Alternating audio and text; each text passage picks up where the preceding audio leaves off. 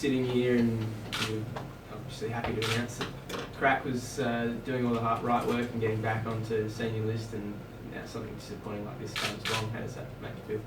Oh yeah, no, it's really disappointing. It's not something we stand for at our footy club, and Crack understands that absolutely now, and he did before. He made a poor choice, and he now pays the consequence of that choice. What does he have to do to win back the trust of Fair his bit. teammates and you? Fair bit.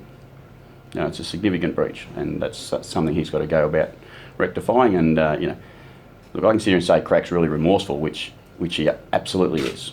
But he made a poor decision. Now he needs to make good. He needs to make that decision, change in the eyes of his teammates, his coaches, and the rest of our footy club and our football community, because we did put a bit of an investment back into Crack. Is that something only like a significant chunk of time can achieve? Like even beyond. Look, Crack's a good person. Yep. Now that sounds a bit silly. He's a really good person. You know, and we will put our arms around him, as Chris said yesterday, and look after him as best we can.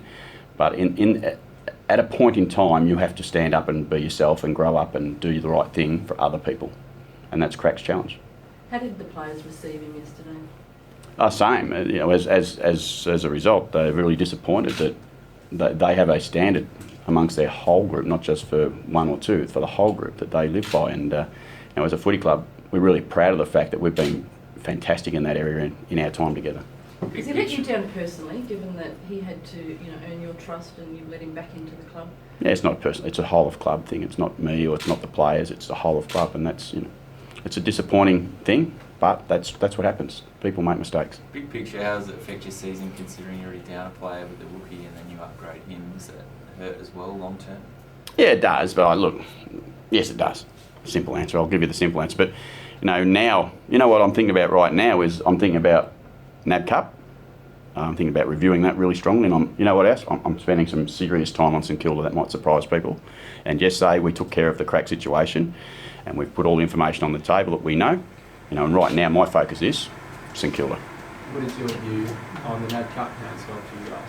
Yeah, as I said, look, I'm open to the idea of it not necessarily having to be as long as it was, because we collectively as clubs we manage it to get about 2 games into most of our players, and that's what we do. So maybe if we only had 2 games, maybe we'd put them out there right from the start. We've got them pretty well prepared by the time the NAB Cup comes around, so I think we're ready to go. As I said, it's a number of coaches have had different views, and I'm certainly not saying I'm right, they're wrong or anything, but I just think from a personal point of view, I think we could do it in a little less time. And the on-field performances from the team, were you happy apart from the second half against Melbourne? Yeah, I like the growth, I reckon. I think we've seen some some stuff where early, the first game, where against the Swans, we had a young group go out there and compete really strongly. We had a really positive first half against Melbourne, really disappointing second half, and that was fundamentals in our game that broke. It wasn't too much else. It was the fundamentals that we believe that people play football like, and that's aggressive and strong in the contest, and we didn't probably stay in that space. But I did like the response. We travelled to Melbourne, played a really strong side who were in good form, Richmond, and were able to come away with a strong performance. As you sit here, how clear are you on who's in your round 1 team, or how many spots are still up for grabs? Yeah. If I could sit here and say not very clear, but I'd be telling you a lie. I'm pretty clear. But we've still got 10 or 11 days to go before we play. Now things can go wrong, things can happen, but I think if you ask the players, they'd have a fairly clear understanding too. There might be 1 or 2 spots that we're still deciding what's the best model for St Kilda.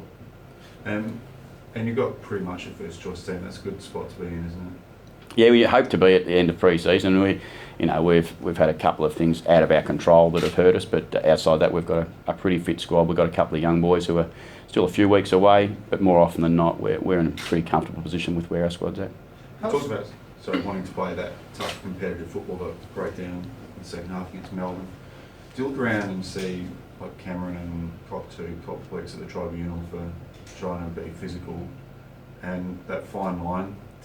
Yeah, well, there is. Do you have to reinforce that to your players, or do you accept that maybe if we're playing we'll lose some guys during the season? There's a definite fine line, and look, players make mistakes, as I said before. They do make some mistakes. They make on-field mistakes as well, and that's no one wants to see injury to players. And I think the 2 incidents over the weekend were pretty clear, and I think everyone would sit back and say, yeah, well, we expected significant suspensions from that. But I think that's good. The game's clear on what that looks like, but that doesn't mean they won't make mistakes still. I don't think.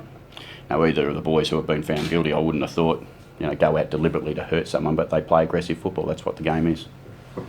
Maybe more in general terms, do you accept that maybe you'll have to go over the line a little bit and lose some guys to suspension, or are you very keen to? No, I don't want to lose anyone. That? No, I definitely don't want to lose anyone. So, the boys know the rules, but there's a way you have to play.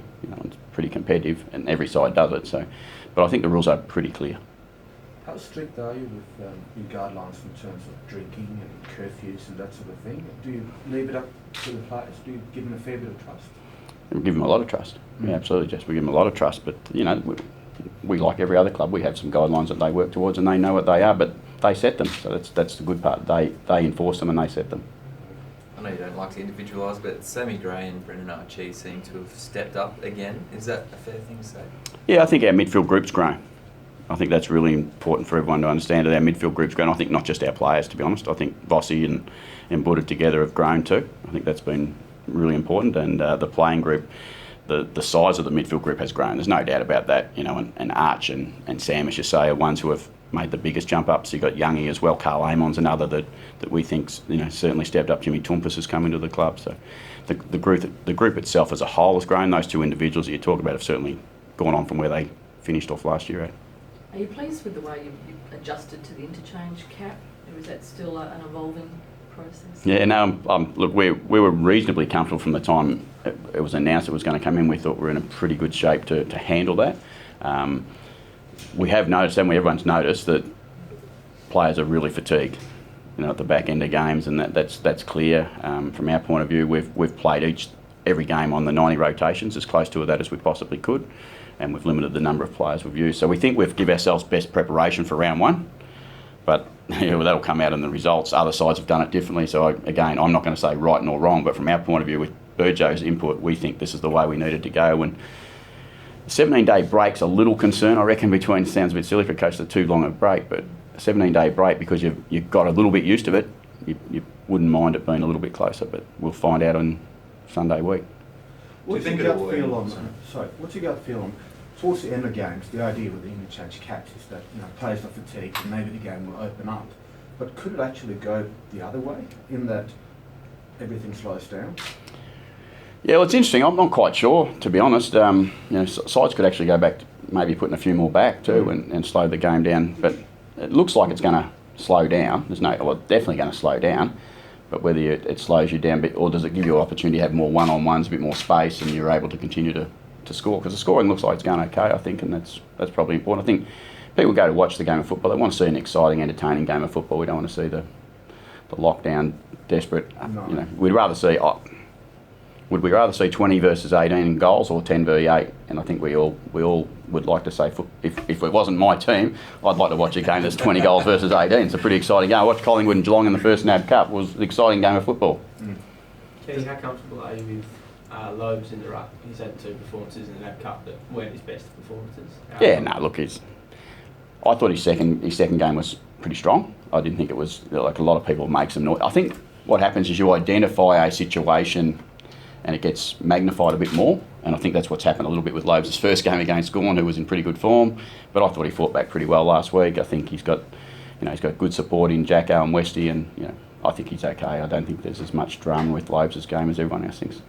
Yeah, Charlie Dixon, good to go for round one. Like he had the half, obviously, it was pretty exciting. I think once he recovers his lungs after that first 10 minutes when he got on the ground, he'll be okay. But we expect Charlie to be right to go for round one. That was the idea, to get half a footy into him, gives him the best chance to perform the way we'd like in round one. And he did create a bit of excitement, didn't he, for the Port people. And same with Jared Pollock, obviously it's been a long road to get him to where he is now.